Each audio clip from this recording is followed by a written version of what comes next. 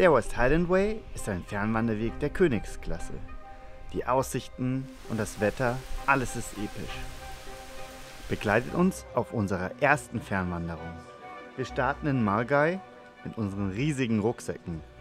Unsere Rucksäcke wogen 25 Kilogramm, wir hatten 150 Kilometer vor uns und stellten uns der schottischen Herausforderung. Kurz nach Beginn zieht uns der mythische Wald und die schottische Landschaft in ihren Bann. Macdock Castle, etwas abseits des Wegs, nutzen wir für unsere erste Pause. Das Castle lädt zum Träumen ein. Wir machen uns Gedanken über das Mittelalter und die Menschen, die hier damals lebten, Schafe züchteten und Burgen bauten. Der West Highland Way lädt auf jeden Fall auf seiner ganzen Strecke zum Träumen ein. Ob Castles, Highlander oder Whisky. Die Glengoyne Distillery solltet ihr auf jeden Fall besuchen. Hier könnt ihr Whiskys verkosten und die schottische Gastfreundschaft genießen. Und eine kleine Pause hat noch niemandem etwas geschadet. Und mit einem kleinen Whisky weiterzuwandern, ist auf jeden Fall auch ein tolles Erlebnis. Dieser erste Tag beschert uns noch zum Abschied einen wunderschönen Blick über den Loch Lomond. Dann schlagen wir unser Zelt auf und bereiten uns für den Aufstieg auf den Connick Hill am nächsten Tag vor.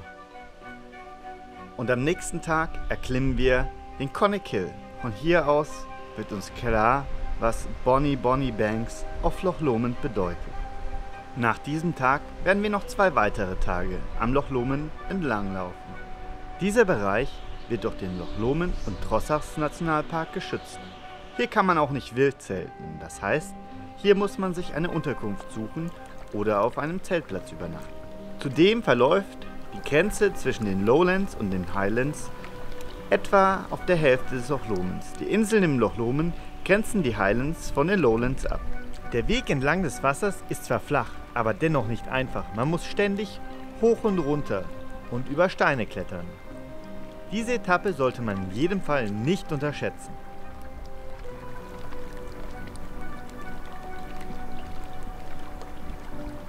Auf den Kiesbänken begegnen uns nicht nur Enten, sondern auch Mitwanderer, die hier für die Nacht ihr Zelt aufschlagen. Dies ist leider keine gute Idee, denn der See braust nachts ziemlich auf und die Winde können Zelte und Zeltgestänge zerstören. Wir versuchten unser Glück etwas weiter im Landesinneren. Hier fanden wir einen Bauern, der uns auf seiner Wiese übernachten ließ. Zum Glück waren wir etwas weiter im Landesinneren, denn nachts kam ein richtiger Sturm auf. Viel Regen und viel Wind.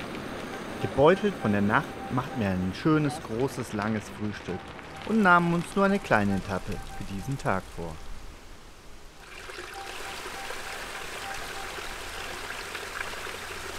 Den Sturm können wir schnell vergessen. Dieser Tag ist einfach. Wir laufen nicht weit und der Weg ist gut.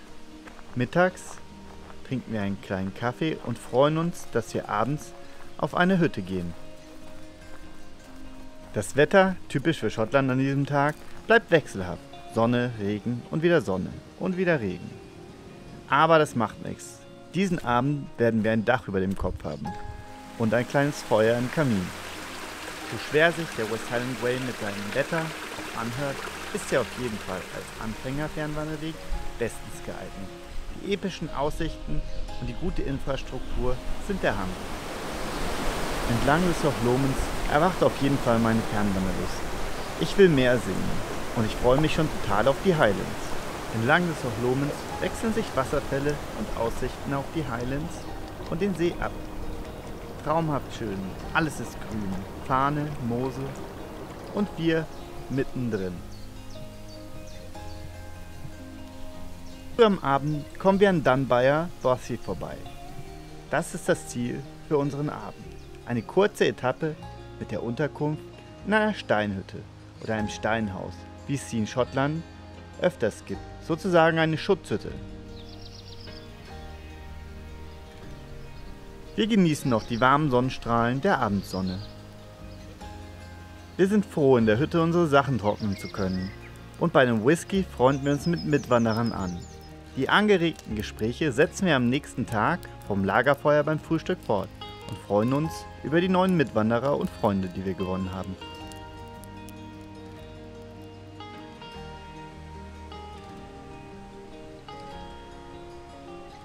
Einige Kilometer später verlassen wir den Loch Lomond und beginnen unseren Aufstieg in die Highlands. Ein Blick zurück und der Loch Lomond verschwindet für den Rest unserer Reise. Auf dem West Highland Way gibt es kleine fiese Stechmücken. Man sollte auf jeden Fall geschützt sein. Meistens ist das kein Problem, da es regnet und man Regenjacken anhat. Aber sobald der Regen aufhört, kommen die Midges heraus und stechen einen überall hin. Man sollte auf jeden Fall ein Fliegennetz dabei haben und dieses auch benutzen. Das ist auf jeden Fall ein negativer Punkt am West Highland Way. Sollte euch aber nicht davon abhalten, ihn wandern zu gehen. In Schottland lohnt sich auf jeden Fall ein Kunstfaserschlafsack. Denn auch wenn es nicht regnet, können die Wiesen so nass sein, dass von unten durch die Zeltplane das Wasser hindurchdrückt. Überall finden sich unerforschte Ruinen und Mythen. Eine Ruine hier, ein Berg dort, Schafe dazwischen und dann ein See, in das ein Highlander einmal ein Schwert geworfen hat. Unterwegs finden sich viele spannende Orte, die man gerne erkunden wollen würde. Doch der Weg trägt uns weiter in Richtung Fort Williams, unserem Ziel entgegen. An diesem sonnigen Tag wandern wir auf alten schottischen Militärstraßen. Sie sind trocken, sehr alt und wir genießen es, einmal nicht über Stock und Stein wandern und klettern zu müssen. Dieser Tag zeigt sich mit seinem Abend von seiner besten Seite. Doch die Nacht ist schrecklich. Es fängt an zu regnen und der Fluss mit den vielen Zelten, an denen wir campen, tritt über die Ufer. Wir haben Glück, aber andere Leute müssen ihre Zelte mitten in der Nacht überflutet abbauen. Am nächsten Tag regnet es ununterbrochen. Nachdem wir all unsere trockenen Sachen in Plastiktüten verpackt haben, wandern wir los über das Rannoch Moor. Die Aussichten und der Regen sind natürlich suboptimal. Dennoch verlieren wir unseren Humor nicht und freuen uns auf ein leckeres Apple Crumble im nächsten Café.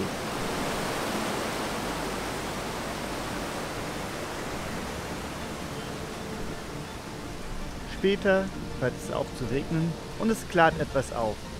Und beim King's House Hotel sehen wir traumhafte Berge. Und nach einem Apple Crumble gestärkt, laufen wir weiter. Der Wechsel aus Licht und Schatten, Sonne und Regen hüllt die Highlands in ein mythisches und episches Flair. Aufgrund der nassen Schuhe und Socken bekommen wir Blasen. Und auf der letzten Etappe wird es nicht besser, da wir die ganze Zeit durch Flüsse laufen oder der Weg selbst so überflutet ist, dass man keine trockenen Füße mehr bekommt. Aber es ist nicht weit nach Fort Williams. Vor uns liegt nur noch ein großer Abstieg hinab bis nach Fort Williams. Und als Krönung besteigen wir den Ben Nevis, den höchsten Berg des Vereinigten Königreichs. Von hier oben kommt auch das Wasser, aus dem der Ben Nevis Whisky gebrannt wird. Diesen solltet ihr auf jeden Fall probieren, ebenso wie die leckeren Currys in Fort William. Leider hat man auf dem Ben Nevis in 350 Tagen im Jahr keine gute Sicht. Zum Glück klart es ganz kurz auf und wir können durch die Wolkendecke hindurchschauen.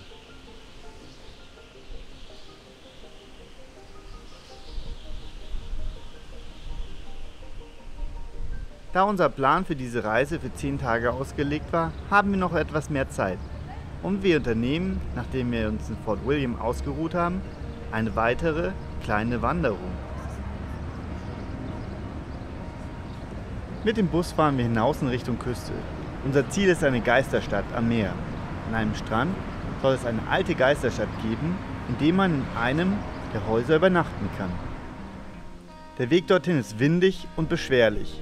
Dennoch kommen wir irgendwann an der Geisterstadt an und genießen die verhältnismäßig kurze Wanderung.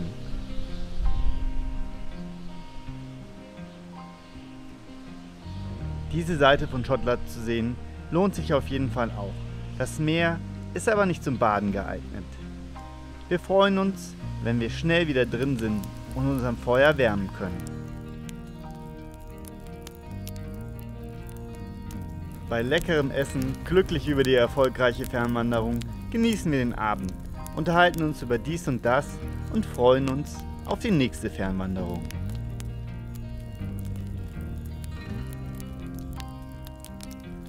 Hier können wir unsere Blasen etwas auskurieren und haben einen wunderbaren Schlaf, ohne Wind und bei schön warmem Feuer. Mit den am Feuer getrockneten Schuhen geht es am nächsten Tag zurück und als wir auf unseren Zug warten, sehen wir sogar noch den Jakobiter-Zug oder besser bekannt als der Harry Potter Train.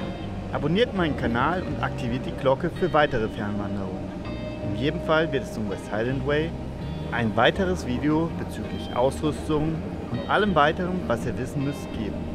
Der West Highland Way in Schottland ist auf jeden Fall ein super Fernwanderweg. Falls ihr Zeit habt, überlegt euch, diesen Fernwanderweg zu wandern. Viel Spaß beim nächsten Video.